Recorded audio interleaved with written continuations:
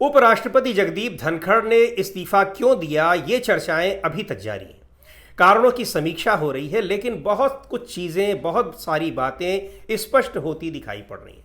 पहली बात तो ये कि जिस तरीके से पूरी रात प्रधानमंत्री नरेंद्र मोदी की ओर से उनके इस्तीफे की कोई चर्चा नहीं हुई, उस पर उन्होंने कोई टिप्पणी नहीं की। और जैसे ही आज दोपहर 12 बजे के आसपास जब ये खबर आई कि राष्ट्रपति ने उनका इस्तीफा स्वीकार कर लिया है, उसके बाद तत्काल उनका एक मैसेज आता है, छोटा सा ट्वीट आता है, जिसमें वो ये बताते हैं कि उनको बहुत सारे संवैधानिक पदों पर काम करने के मौके मिले, उनके स्वास्थ्य की, बेहतर स्वास्थ्य की मैं कामना करता हूँ। बहुत छोटा सा ट्वीट।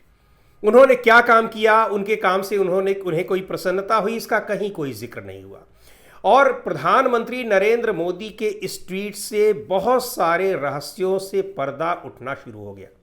इसलिए उठना शुरू हो गया क्योंकि जो सबसे महत्वपूर्ण वजह बताई जा रही है वो ये है कि जगदीप धनखड़ पहलगाम हमले को लेकर बहुत ज़्यादा संवेदनशील दिखाई पड़े और उस मुद्दे पर चर्चा की मांग को, जो विपक्ष की मांग है, उसको उन्होंने स्वीकार कर लिया।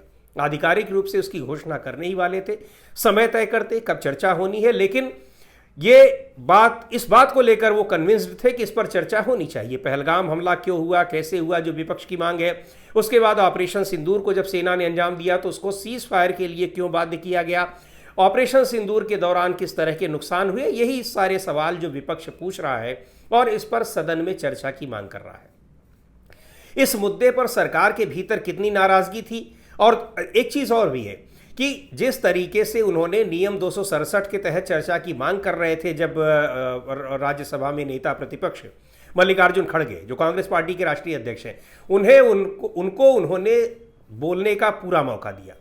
इस बात से जेपी नड्डा, जो नेता सदन है और भारतीय जनता पार्टी के राष्ट्रीय अध्यक्ष हैं, कितने नाराज थे वो साफ दिखाई पड़ रहा था। उन्होंने यहाँ तक कह दिया कि मैं जो कहूँगा वही रिकॉर्ड में जाएगा।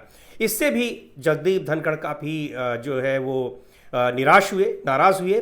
और आखिरकार जब बिजनेस एडवाइजरी कमेटी की बैठक बुलाई गई, उसमें जेपी नड्डा और किरण रिजिजू, जो संसदीय कार्य मंत्री हैं, वो लोग नहीं पहुंचे।